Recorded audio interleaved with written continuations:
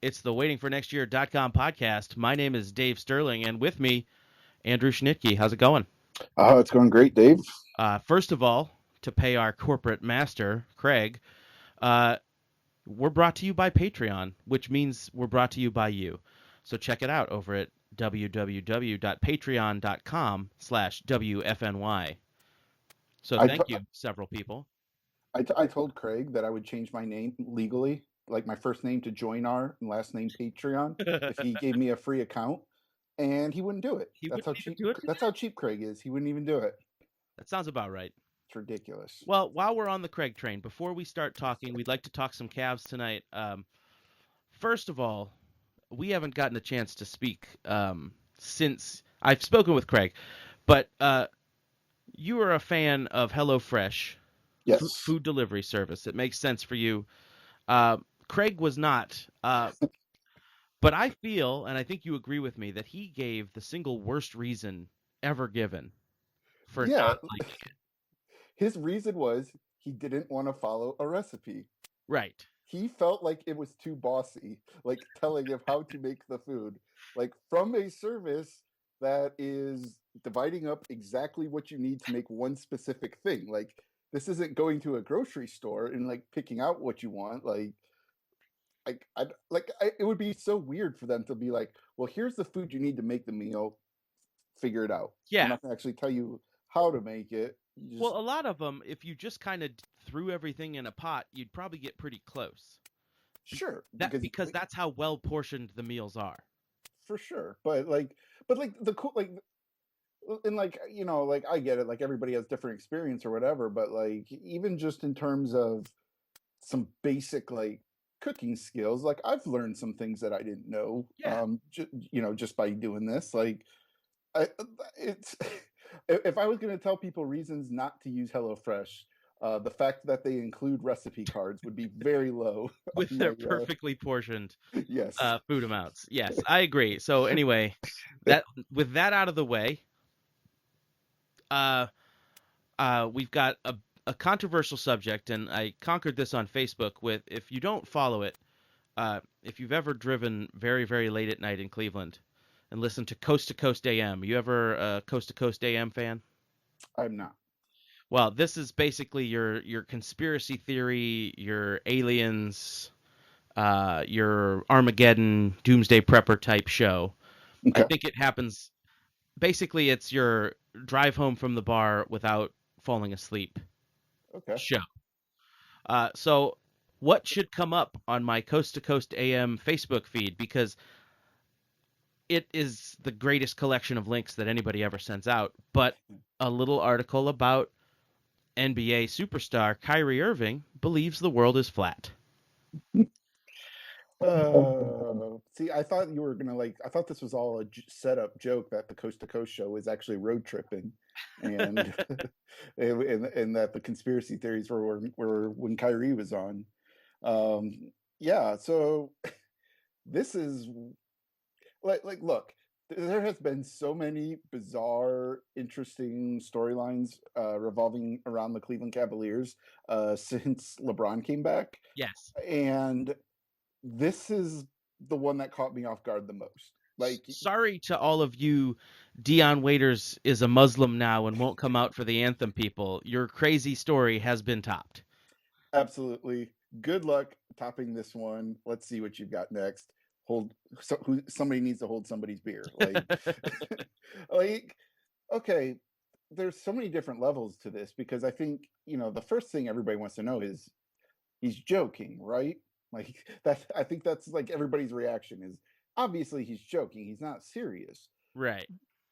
and maybe he backed off of it a little bit, but he also kind of didn't. Yeah, but not all that much. No, like he said, I know the science behind it, He says, I know what the science says. or yeah, I know what the science says, and then he's like, but I'm just glad like everybody's talking about it, and so I kind of thought maybe what he's going for here is sort of saying like, well, we the things we're taught in school, we sort of accept a lot of it without really questioning it. It's just that's what they tell us in these books, and take tests on that, and we have to put that answer in. And there's not a lot of, particularly in like grade school and high school, there's not a lot of experimentation and figuring out the how people came to these answers. Right. So I thought, well, maybe he's just kind of going for that kind of an angle, saying, look, we should question these kind of things. Like, don't just accept the Earth is round because they tell you. Figure out how we know the Earth is round. Um, so I thought maybe that was what he's going for. I was like, I bet there's a lot of teachers explaining to their kids when they came back to school this week, how we know the Earth is really round. Yeah, maybe it opened up a discussion. Right, which is good. You can talk about, geometry, astrology, astrology. Yeah, Wow, not astrology. I mean, that not you go back the astrology, other way. astronomy, and Copernicus is probably in there. for sure. Like either it seems like a good discussion, but then I feel like today we started seeing the other side of it, which is the empowerment of the flat earth truthers, if you will.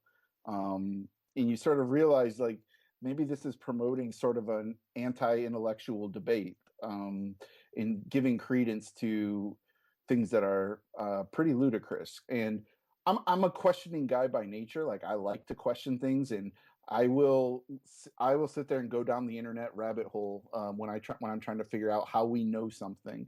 Like that's the kind of thing I like to do. So I'm all for being inquisitive and really trying to understand not just what we know, but how we know it.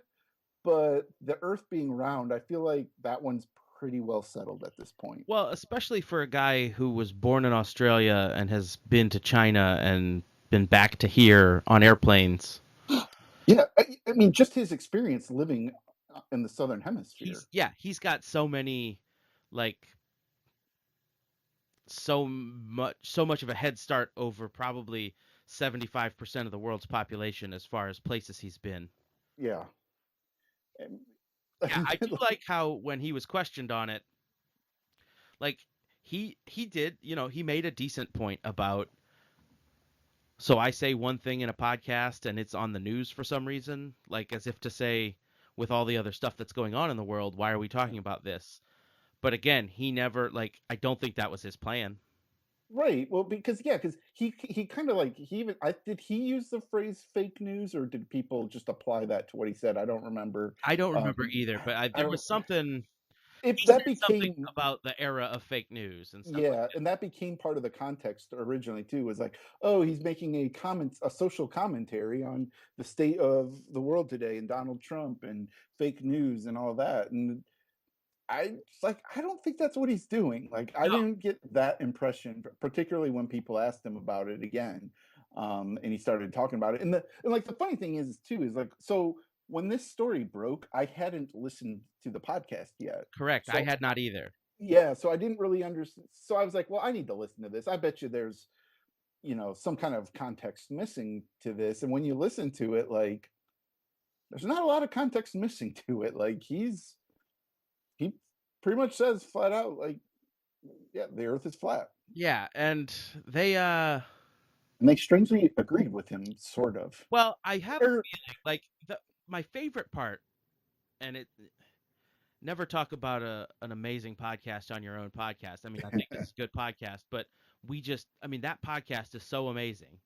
yeah, oh, it's unbelievable. I mean, this is the best thing to happen to Cavs fans. I mean, and people who are Since the fan, Waiting for Next Year.com podcast. absolutely, So, but absolutely. you can tell that Richard Jefferson heard him say something about this in practice or on the plane or on in the locker room and went, I got to get him to say this on the podcast because he kind of goads him into it. Yeah. And yeah, but Well, and I didn't get the impression he was all that caught off guard by it. So no, no, exactly. I kind of agree, because I think it was kind of jarring for the rest of us to listen to it, because we've heard Kyrie on previous episodes on this, and we were kind of figuring out like, yeah, okay, he is this kind of different thinker. Like, he's not, he's just a little bit different in the way he views the world and stuff like that. But like this, just like, whew, this doubled down on that big time.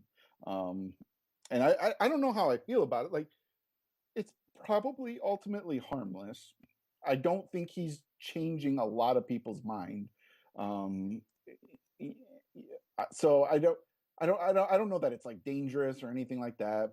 But I also don't know how much I think it's like necessarily like cute or funny.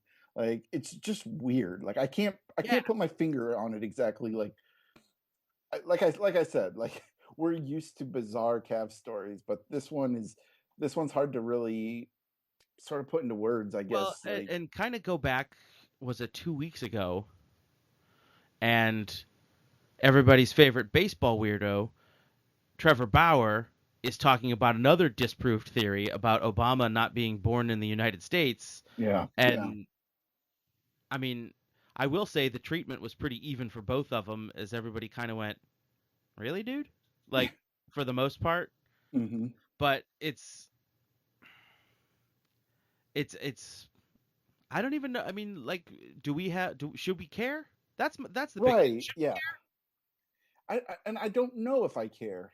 I like I said, like because there's a part of me that like wants to sit like stand up for like this idea. Like I said, like it feels like he's trying to spark an intellectual debate, but like I said, but in doing something so over the top as the Earth being flat, like I feel like it actually ends up being counterproductive to that and actually becomes promoting anti-intellectualism. Like Right.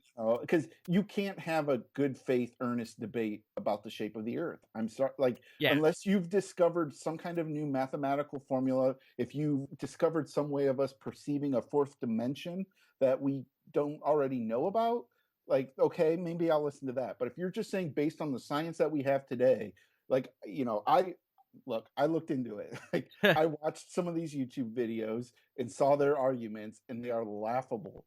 Yeah. And it's uh, like with the information and knowledge that we have today, like this one is settled. So if you're trying to frame any kind of a debate over something like this, it's actually anti-intellectualism. So that's where I have a little bit of a problem with it, I guess. But um, at the same time, like this is this is a hell of a lot more fun than a guy who just wants to talk about getting baskets. Right. And he's got a hell of a crossover, so I'm not going to question him. Exactly. As long as he's winning championships by hitting big shots for us, who cares? Yeah. His mind is not Maybe this is why he's a good shooter. Like maybe if he was like believing the earth was round, he would start having to try to compensate on yeah, his shot his for it. calibration would be off. Exactly. So maybe that's really all this is. So, yeah, what a weird week. Especially it happens right before All-Star week. Are you feeling the withdrawal yet from basketball not being on? It was really hitting me, I think, today, or tonight, really. But you get because we had this story, and it's like, okay, like we went through this whole cycle of the flat Earth discussion. Um, I'd kind of like some basketball now, Right. and then you get all the trade rumors and. Even the Cavs signing Derek Williams to another 10-day contract. You're like, oh yeah, that's right. Like we were discovering what Derek Williams can bring. Like, okay, I'm ready for them to get back on the court. Like I need some sports. Like, this has been a long week. Yeah, and like the second he puts up a highlight play, it doesn't matter anymore. Right, exactly. So you can instantly change the narrative with a couple of good shots. It was Exactly. it was interesting today during lunch. I think NBA TV was showing the Cavs and Warriors from Christmas Day, hmm and even though I knew the outcome, I was still nervous about it at the end of the game. Is that You you think that's a you Cleveland thing? well, because you were kind of worried that like you see that the Richard Jefferson non-foul Well, at the end of we were down 13 with like 6 minutes to go. yeah, and you kind of wonder like, wait, did I misremember that? Like Yeah, I thought wait a minute, is this a different game? hit that eggnog a little too hard and uh, like forgot about the actual outcome. Now, Kyrie's shot at the end of that game was amazing, but what I had forgotten about was Richard Jefferson again, just with the most ridiculous, amazing dunk Yeah, that I've ever seen. yeah. It wasn't just like it wasn't just his age and the fact that he doesn't do that very often. It wasn't just like the quality of the dunk itself. It was like at that time, like it was the message it was sending too. Based on I know the Cavs don't want to call it a rivalry, but fuck that, man. Like this is a rivalry. Yes. Um, like it was like all of that emotion that went into that dunk, and like I Shortly mean, after it, everything like with Jefferson, like the winking at at them, like RJ was dialed in for that one, and yeah, that whole game was fun because at that point, like the Cavs had already come back from the 3-1 deficit. They won that game, and it felt like okay, like maybe the Cavs are in these guys' head a little bit. And unfortunately, then the next game against them happened. but see, he had two of them. I forgot he had also dunked on Kevin Durant Yeah, earlier yeah, in the game, and then dunks on Klay Thompson with about 4 minutes to go, and just both of them, like it just. I just hope that that's something that we can keep in the memory banks for the playoffs later.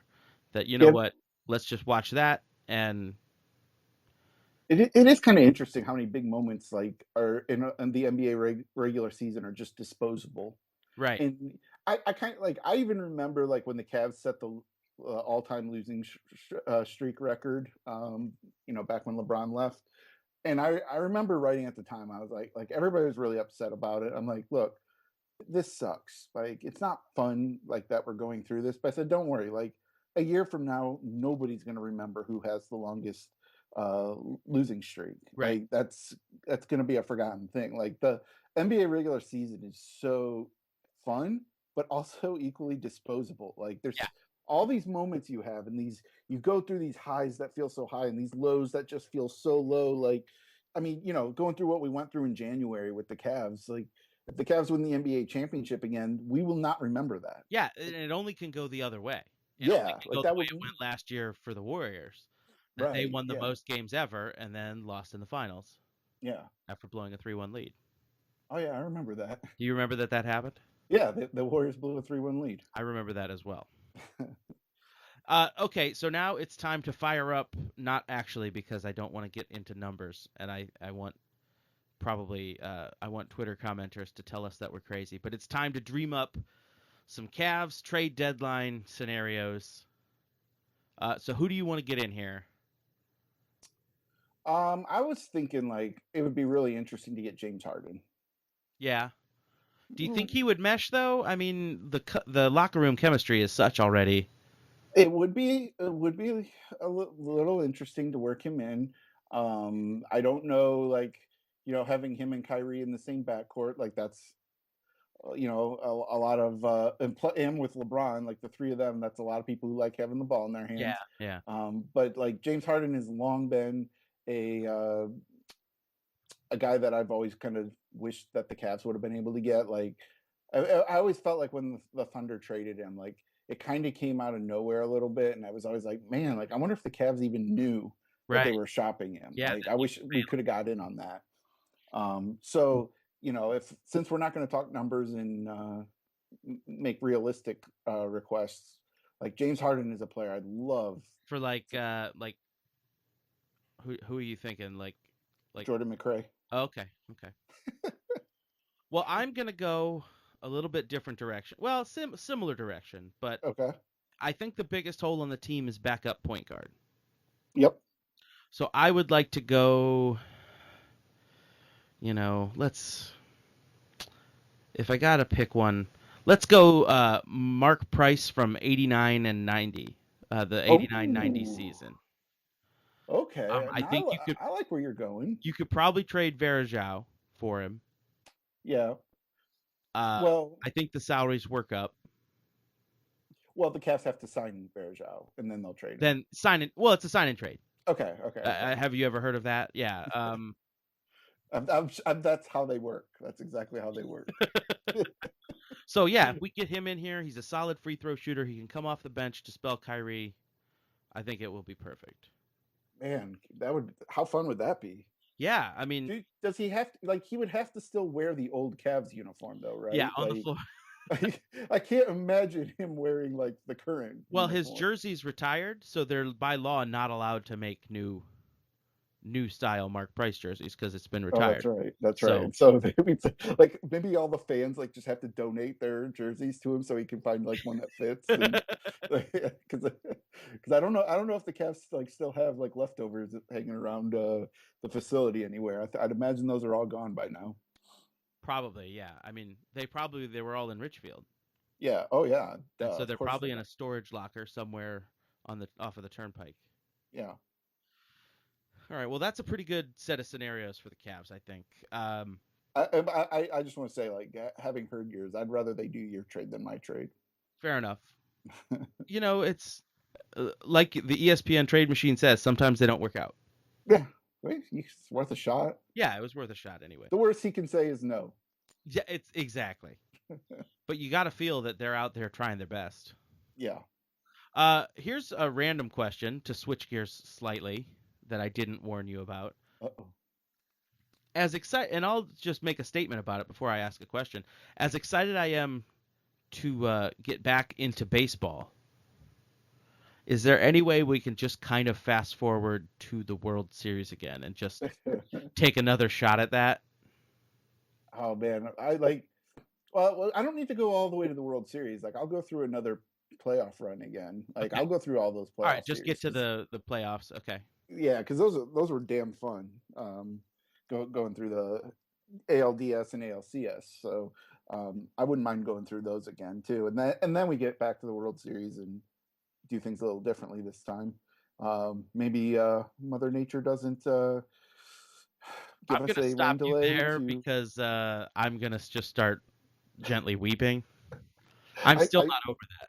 I'm not either. Like it's like I, I know this is a like this has been hashed out a million times, but like I just keep coming back to it. Like, thank God for the Cavaliers, because without that, the Indians losing the way they did in having a Uh, rain delay just crushed that momentum that they had built. Like, yeah, if the Cavs had lost 3-2 or 4-2 in the finals, mhm. like the Cavs win their home game, they go back to Game 5, and they just lose. Well, they could have lost 4-1 But that if they yeah, lose they Game just Five. what if they just lose and that was Yeah, it, and everybody goes, damn. Well, it was a season to destiny for the Warriors, and then this happens to. like like there's so many things to like really that just little things, little plays here and there in that World Series you might like go back and think about. But like, I will go to my grave insisting that if they don't have to stop play, if the Cubs don't have a chance to go back into the clubhouse, take a deep breath, Yep. recollect themselves, say, look, everything's going to be all right, go back out there. Like, I think the Indians were going to win. I really do. And like, I know they had their chance to do it before that delay, but like that they still, it just felt like they had this crushing momentum um, that going in their direction. And yeah, stupid rain. Ugh. Yeah. And yeah, just boy, I am that home run, man. like, like you just think about like, I don't know what the legacy of that home run is going to be long term. Like, is that like, is that going to be something like remembered for a long time? Because it's like, it's kind of a funny, weird thing because it wasn't the home run that won the game. But it felt like it was that. Like, when he hit that, like it felt like a home run that had just won the game. Like, it just felt like this is over. Like, Yeah. there was no way the Cubs were coming back from the devastation of uh, giving up the lead the way that they did, and and especially Aroldis Chapman, blowing it, and it was just like, man, like it's just this just seems like it was this like huge thing, and it's like, so if the Indians, let's say the Indians win, let's just say the Indians win the World Series this year. Like, how is Rajay Davis's home run remembered? Like, is that just a forgotten thing then because it doesn't matter? Yeah. That's a great, and let's hope, I guess, that Yeah. gets erased. I just wonder. Like I've thought about that a couple times. I was like, I wonder what the legacy of that home run is going to be. Like, will we always remember that and how that feeling of that I moment? I will always remember the moment. Yeah. I mean, we all wrote up our little pieces on it for waiting for next year, and I'm glad we did. I wasn't there. I was watching with my wife, but it was one of those things that she didn't really get into the NBA finals as Hmm. much. She was still holding a little LeBron grudge and Sure. wasn't totally into it. But the Indians, we had gone to some games during the year. Like, it was one of those moments when you're like, well, sorry, I'm always happy that I'm married to my wife, but it was one of those extra special moments when, like, Right. the night that she went out with some friends and they were gonna just have a dinner with her and her friends, and they kind of changed their plans so they could go somewhere with a TV so they could watch the World Series. And I went, "Oh wow, I didn't." That's pretty cool because they had scheduled Yeah. the dinner before the World Series was a thing, Hmm. and so it was like, "Whoa, she made plans to." That's And like another one of those, it was, "Well, I guess I'll go and get the TV ready to watch the World Series," and I come downstairs and she's already got it on. I'm like, "Oh, yeah. wait, she Nice. legit cares about this. She's just not humoring me." Like when she'll sit there for 10 minutes of a Browns game and then go, "Okay, I'm going to go do something else." Yeah. Yeah. Like she put in her time. Like that's enough. Enough's enough. But yeah, I mean, just the energy in the room just being dead. Hmm. And I was literally kind of half falling asleep on the couch. Same And here, actually. yeah, and just jumping It up, just it was so like it was almost suffocating. Like before that, like it was like, oh my just gosh, yeah, like it's suffocating's the perfect word. Like there's just a knee on your neck, yep. and they're just and like the way the game was going was it's just It the was giant boot of the Cubs is on your neck, and they just need for you to stop wiggling. yep.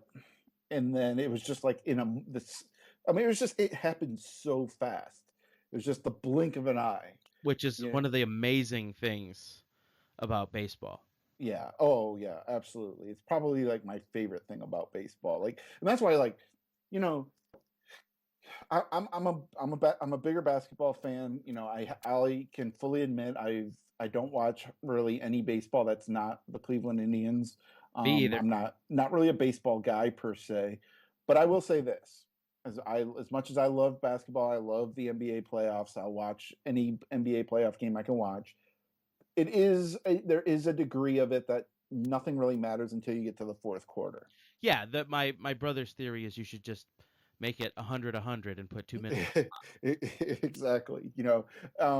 There can be exciting plays, and it can be fun to feel those momentum shifts and to see how the teams adjust and what the coaches do, and all that stuff, and how fouls might play in, all that stuff. It's great. It's great. I love it, but you're not on pins and needles until the fourth quarter. Yeah.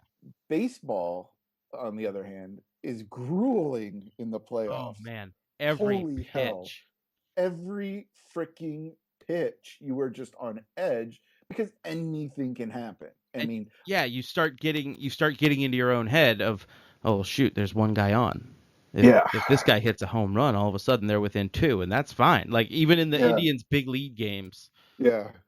Well, and it's funny because like you can have like you if you're up one and there's one out and a guy loops a little single, it feels like, oh, you got to be kidding me! Like this game's at least tied. Like you feel these like weird momentum shifts, and then Andrew Miller just gets a quick strikeout, and you're like, oh yeah, they had no chance. Oh Like yeah, it's yeah. just these That wild momentum shifts that you feel. I can't.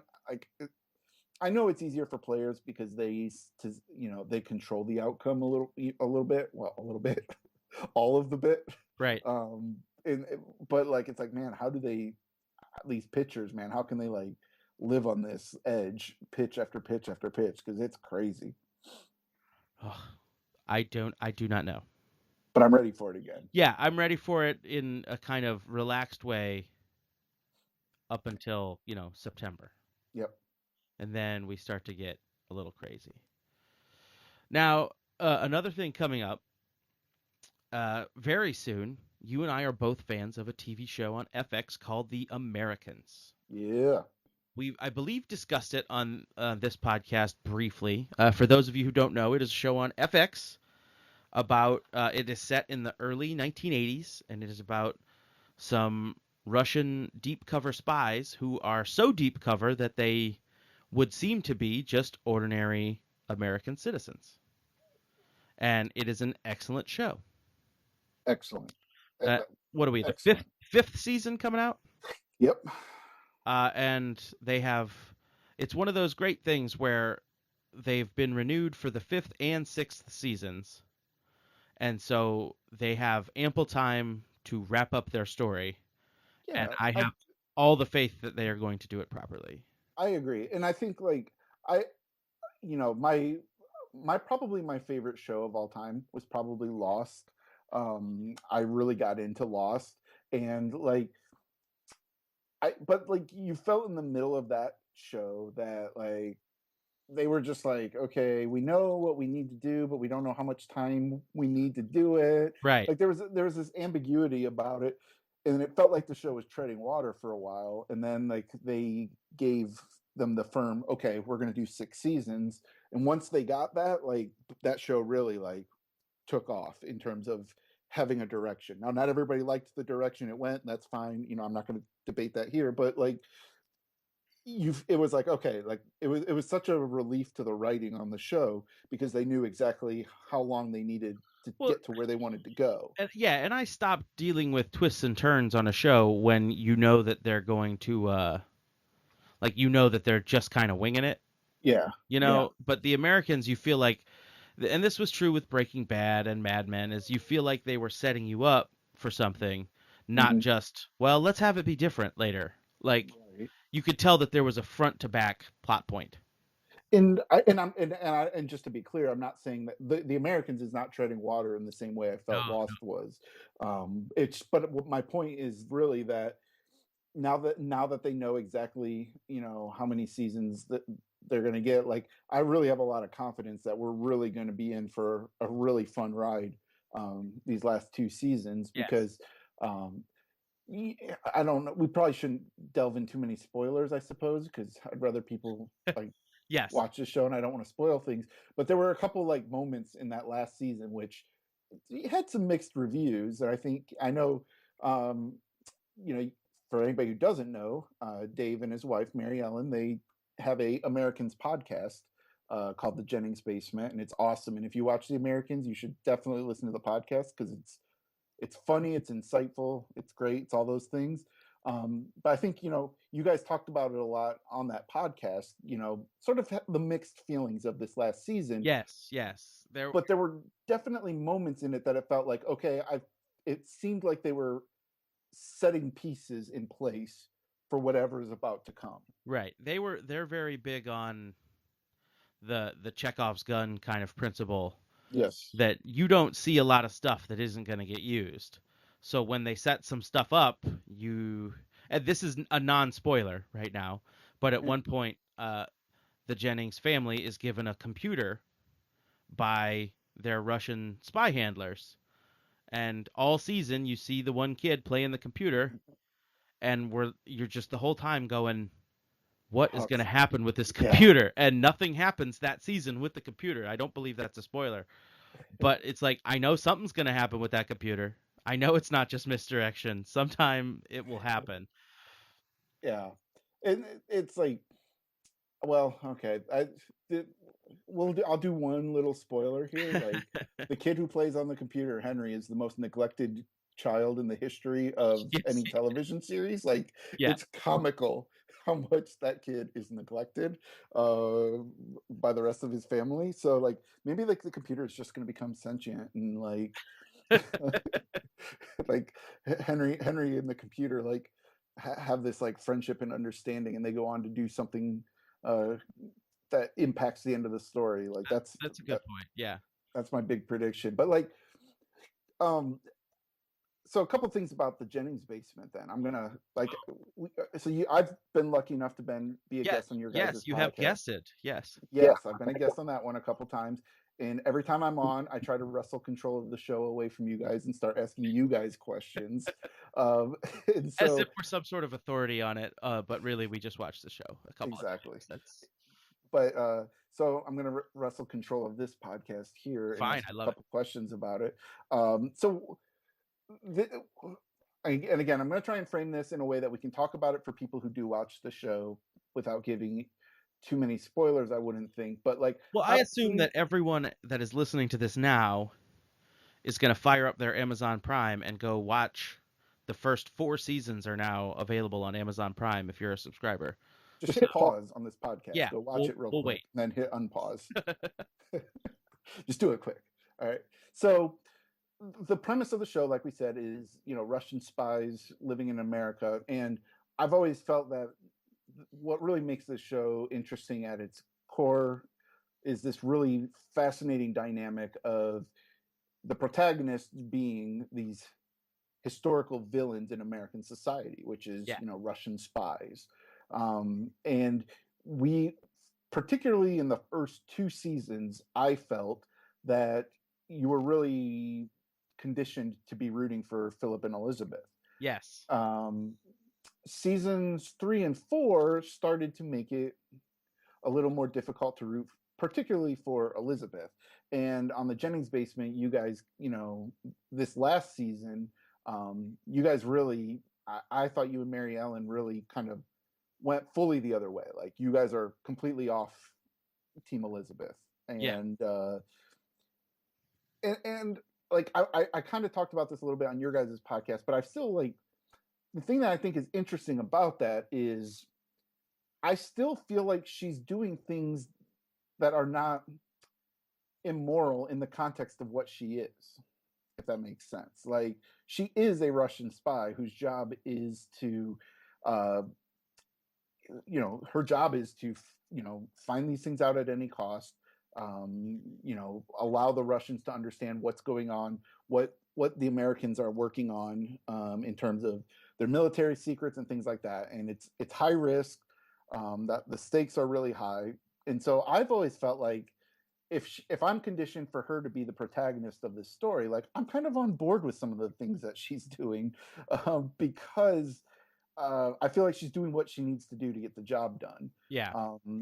But I think that you guys kind of really had some moral issues with the things she did this year. Is that fair to say? Well, yeah, you get into the point, and again, to not spoil this for anybody who hasn't gotten this far, you start to just question your main values of what is the most important thing in my life. Is it the country that I've sworn the oath to, or is it my family?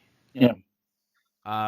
And that it's just a very interesting concept because there are choices she makes that she remembers her life and the way it's gone and some things about it, and then some of the things she's maybe setting up other family members to have to deal with later. Yeah. And well, I don't want to. I'm sorry. I don't mean to interrupt you there. keep going. Like, the thing that separates this show from even like okay, so thematically, that you could say this is similar to Breaking Bad, and I know this is a big taboo thing that I always compare the show to Breaking Bad on my comments on the Jennings Basement Facebook page and whatnot. But like, so like, Breaking Bad is similar from the standpoint that Walter White, you originally were conditioned to root for. Absolutely. And I am they kept not afraid making to do Breaking Bad spoilers because that show has been finished for a few years now. Yeah. And you, like, they just keep pushing you and pushing you harder and harder and harder to How about if he does this now? Yeah, exactly. You just finally reached a breaking point where it was just like, God damn it, like, no, I can't, I'm not do with it this anymore. Yeah. Like, I'm off that. But like, so what's cool though is what's kind of separates the Americans from that, and what makes it unique is, Walter White sort of made his own choices. Yes, he had cancer. I understand that. Lots of people have cancer and don't start making meth and become brutal drug lords, right? Well, and he also had a lot of potential off ramps to take. Yes. I feel like Elizabeth particularly, but Philip too, but particularly Elizabeth and the Americans is very much a victim of circumstance in her life. Like where she was born, who she was born to, her experiences getting into where she is today. Like there's so many to me like external forces. And yes, she's still making her own choices, but I feel like her environment was setting her up to make these choices way more than Walter White's were. Yeah, I understand that, especially, 20 years after being recruited as a teenage spy, Yeah. you can hardly, that's the life she has now. So Right. she does have to make the best with the circumstances that she has. But again, to the end, some of the stuff she was doing didn't make sense even in that context. Not didn't make sense, but didn't seem productive even in the context of, oh, she's a spy.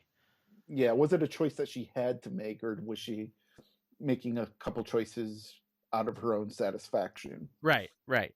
Yeah, Yeah. and again, we'll talk about this after we're done recording, because there are some specific moments. We just started the rewatch of season 4, so we could be prepared to do a little preview episode Yeah. and move on. And there are just some Well, okay. awkward, harsh moments. So let me ask you this then. So, and this is we're going to get really inside baseball here, I suppose. But so the Jennings basement, season 6 comes and goes. The show ends. What happens with the Jennings basement? Do you guys move on to a different show? And do you have a different podcast, or do you guys just say, "Well, that was fun. We did it for this specific thing"? That is a great question. We tried to keep ourselves busy between seasons by watching some movies. Mm-hmm. We watched The Night Manager, that little mini series. Mm-hmm. Um, but once it's all wrapped up, that is a great question because we have built a fun little community. Right. And we've got some people that email us and people that post on the Facebook page, and that's kind of fun. Yeah. And maybe another show will come along. Maybe we'll ask the community what shows they like. Yeah.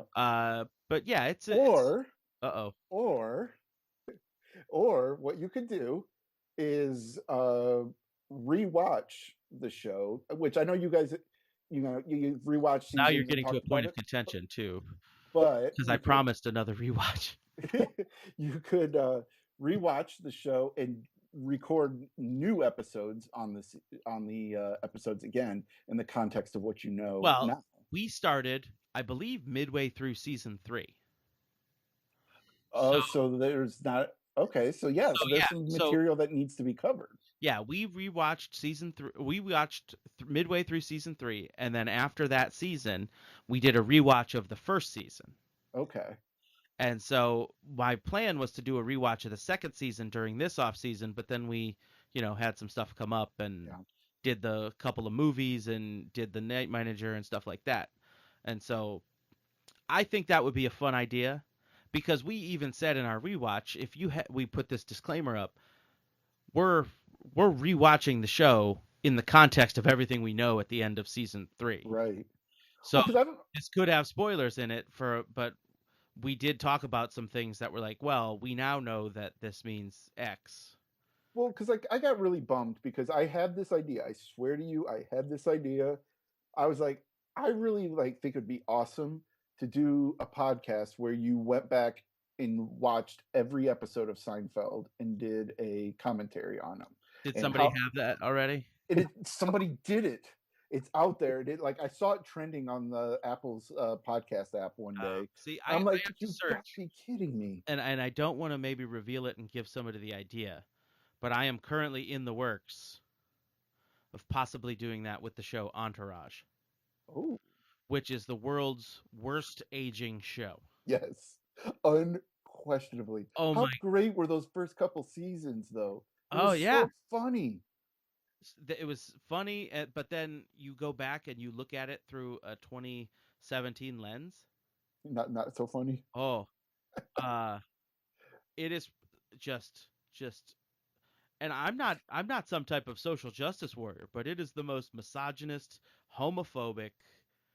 Interesting. I Oh guess I man. hadn't really thought about that show in a long time. Well, Like I stopped watching it. Like it just finally got to the point where like Yeah, that show got so like bad, like I couldn't even hardly watch it anymore. yeah.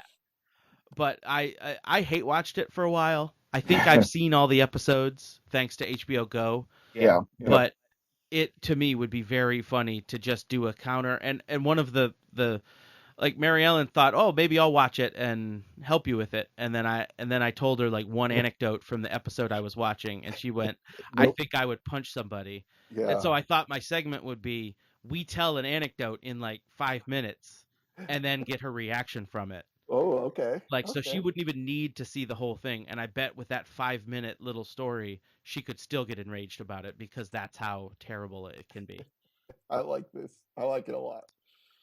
But yeah, but so anyways, but so I do think though that there could be a market for rewatching the Americans, and you know, Well, at I mean, least, obviously you can't keep it going forever. I mean, you know, obviously, like, well, it'll be a hologram podcast by that point, I'm sure. yeah, yeah, exactly. But you know, it's because I had thought about that. I was like, man, I'm gonna miss the show, but man, I'm gonna miss the podcast too. Like, because I remember when Lost like went like I used to read like Doc Jensen on Entertainment Weekly, like after every episode would do these insane write-ups where he would catch every literary reference that the writers had, and Yeah. he would tie it together to the themes of the show, and like just give you some broad context of the quality of writing that they were doing on that show, which really was cool. And then like in the last season or two, the actor who played Hurley did a podcast, in which they kind of talked about the show, the episodes, and like that was really fun. It was like once Lost was gone, I was like, man, like it sucks Lost is gone, but it also really sucks that like all these accessories to the show are gone Yeah, that too. Breaking Bad, the producers podcast that went along with Breaking Bad Yeah, yeah, was always great. yeah, Yeah, when it all went, you're right. This whole little ecosystem goes. exactly. And it's always just kind of sad. Like I guess that's just the nature of things. But I don't know. Like I feel like there's ways to extend the Jennings Basement community a little bit. But I think the rewatch is a good idea, yeah, especially by the time the sixth season is over, the third and fourth will be pretty good for a rewatch anyway. So exactly.